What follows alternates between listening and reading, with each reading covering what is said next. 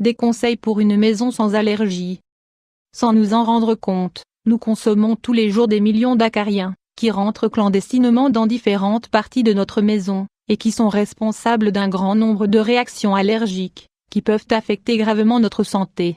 Cela explique pourquoi, de nos jours, des familles entières souffrent régulièrement de rhinite, de dermatite, ou d'asthme allergique, entre autres.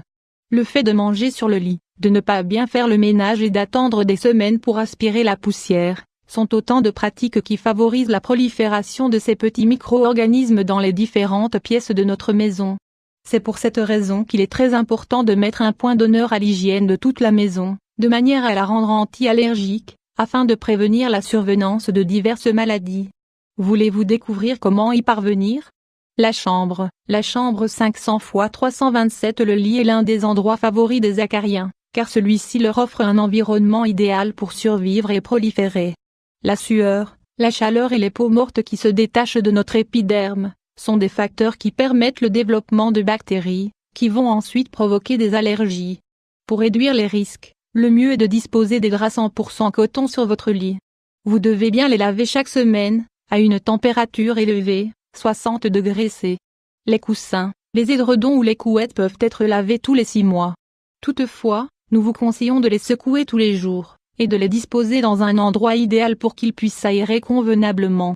Vous devez éviter que vos animaux de compagnie n'entrent dans votre chambre, car ils sont porteurs d'acariens, et leurs poils ont tendance à irriter la sensibilité des personnes souffrant d'allergies.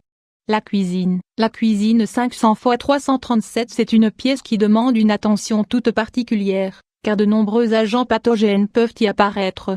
C'est un endroit de la maison où se concentre de l'humidité, de la chaleur et des restes d'aliments, qui forment un environnement parfait pour la prolifération de nombreux micro-organismes. Pour éviter la chaleur et l'humidité, nous vous conseillons d'utiliser des couvercles pour toutes vos casseroles. Dans la mesure du possible, vous devez bien ventiler cette pièce, pour renouveler l'air ambiant et réduire la condensation qui se forme à cause de divers facteurs. Après avoir lavé les éléments de votre vaisselle, vous devez bien les essuyer avant de les remettre à leur place. Il est également important de conserver vos aliments dans des récipients hermétiques, de préférence en verre. Le plan de travail, le sol, les murs et toutes les surfaces de votre cuisine doivent être désinfectés tous les jours, pour éliminer les bactéries et éviter une invasion de cafards, ou de fourmis. La salle de bain 500 x 357. La douche et les toilettes accumulent beaucoup d'humidité qui, après un certain temps, salit toute la salle de bain et crée un environnement parfait pour le développement des germes. Pour éviter que cette humidité ne s'étende aux autres pièces de la maison, vous devez garder la porte de votre salle de bain fermée, et utiliser des tapis à l'entrée. Ces tapis doivent être lavés très fréquemment, car étant donné qu'ils absorbent l'eau, ils peuvent également devenir des environnements malsains. Après avoir utilisé la salle de bain, il est recommandé de bien sécher toutes les surfaces, pour éviter l'apparition de moisissures ou de cafards. Lorsque vous faites le ménage dans cette pièce, nous vous conseillons d'utiliser des ingrédients naturels, comme le vinaigre blanc et le citron. Le salon, s'il n'est pas nettoyé correctement, le salon est une partie de la maison qui peut accumuler de grandes populations d'acariens et de micro-organismes. Il faut absolument enlever la poussière accumulée et lutter contre les différents agents pathogènes qui s'installent dans votre salon.